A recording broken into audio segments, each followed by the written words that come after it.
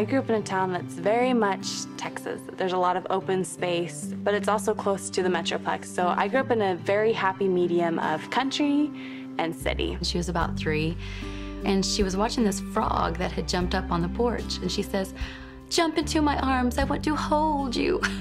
That's how Laura is. She's very loving. Most people don't know Laura has a stuttering problem. Severe. And it cost me $8,000. I used to say, it cost me $8,000 to teach her to talk, and I'd pay $8,000 to get her to be quiet. If I had to tell you a story about Laura, it would have to be Laura and David. You can't say Laura without saying David. And I think most people that knew her will tell you that. My brother David was born with a soft palate problem, so he had a severe speech impediment.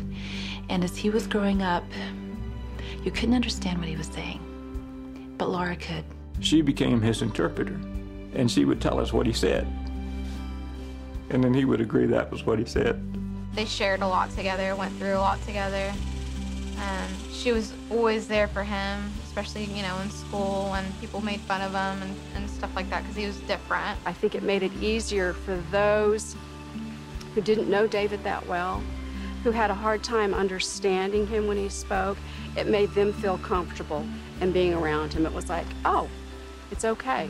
We were like twins pretty much more than anything, and I think we always understood each other, and we always stood up for each other and protected each other. And if you look at pictures of Laura when she's little with David, she's always looking at David. What does that tell you about Laura? Well, Laura was concerned about others. I was very much type A when I was growing up. I was very, let's get the job done, let's stick to the schedule. Honestly, I wanted a 90-hour work week. I wanted the acclaim and the money and all that stuff. Laura and I both had 5-year plans, and we would talk about them all the time. We'd also write out definite goals.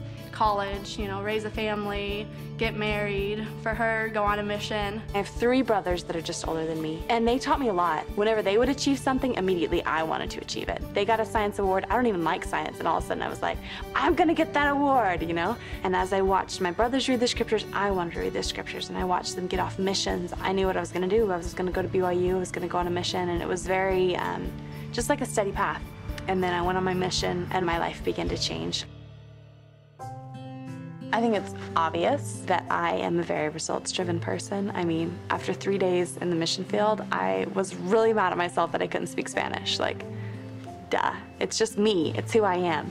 And Ofelia taught me a lot about patience. Ofelia was a referral from the elders, the Guy missionaries. They met her one day and she spoke mainly Spanish, and since, you know, we spoke Spanish, I was trying to speak Spanish, and Sister Salivar spoke Spanish. They called us and invited us to teach her.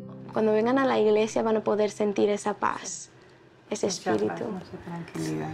Por eso le invitamos para que vengan, para que puedan sentir eso.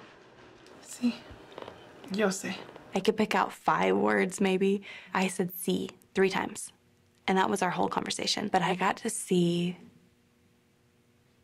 that Heavenly Father doesn't always talk through words, because I couldn't speak the language. But when I need to communicate, I can communicate. When I need to get those feelings across, it works. Even if I only know 3 verbs, it works. Okay, welcome! We were doing the chapel tour and showed her around the church and talked to her about that. Este es Jesucristo cuando él estaba hablando con los hombres en el templo y les estaba enseñando. We wanted her to be in the church and to feel the Spirit. And then we ended in the chapel. And that was really, really special. This is the chapel. Yes. Here we come on Sundays, and like we talked about, everyone will be sitting here as families, you know, sitting together. And there'll be some speakers that are called from the congregation to talk to everyone. Okay.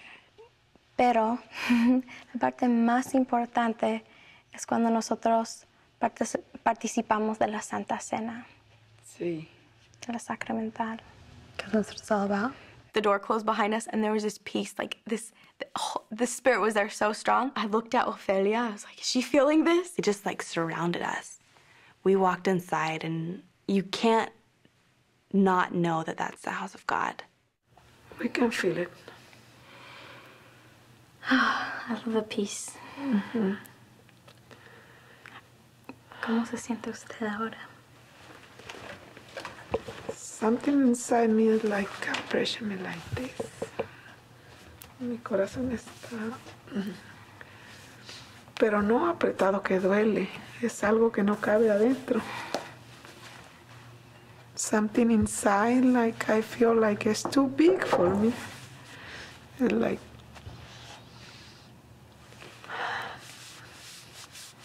nice. I can feel it every time we talk, but today I feel more. This is the truth. What we're teaching you is the truth. And someday, your family's gonna all find it together. Someday. I hope. It took me a while with Ophelia to recognize how God was working.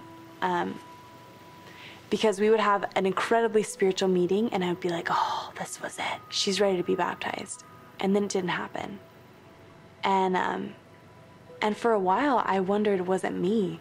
Was it the fact that I didn't speak Spanish? I think I recognized that God was teaching me too. Being a missionary is about helping others to come to Christ, about helping them to go through that process. And I know that she's a daughter of God and that He knows her. Today we welcome her home from her mission. It's a very special day. She did her best. We as a family tried to do our best to support her. She came back. She was still Laura, but I think she has maybe a greater understanding of what she needs to do. I transitioned from type A to a relaxed type A. Being on a mission and seeing what it's like to actually enjoy life and to take time out and to say, I don't have to achieve something right now, I can experience something. That was a really big shift in me. My priorities have changed a lot. I spend a lot of time with friends. I spend a lot more time on the phone with my sisters. I spend a lot more time playing with my nieces and nephews. I love spending time with boys. It's the truth. I do think that the mission gave her a different, deeper perspective of life and the value of life and our purpose for being here on this earth.